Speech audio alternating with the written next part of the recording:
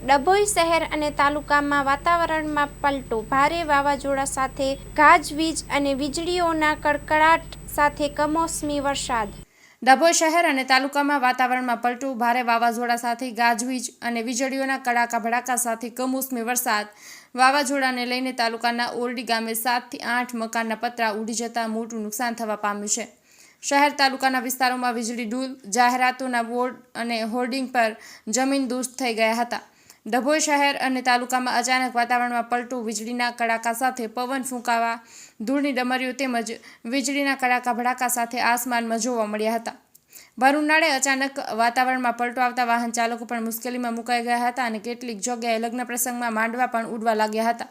તાલુકાના ઓરડી ગામે 7 થી 8 મકાનોના ઉડી ગયા હતા પતરા તેમજ મોટું નુકસાન થવા પામ્યું હતું. હવામાન વિભાગની આગાહીના પ્રમાણે બન્યું વાતાવરણ. બપોર બાદ ખેડૂતોના જીવ તાળવે ચોંટ્યા હતા. ત્યારે મોટાભાગે કેળાના પાકમાં નુકસાન જોવા મળી રહ્યું છે. ડભોઈ તાલુકામાં તુવેર, કેળા, તલ અને દિવેલાનો પાક વરસાદ પડવાથી નુકસાન થયા હોવાની ચિંતા ખેડૂતોમાં ચર્ચાઈ રહી છે. અહેવાલ બાય મા ન્યૂઝ, પ્રતિનિધિ લાલભાઈ ભઠિયારા, ડભોઈ.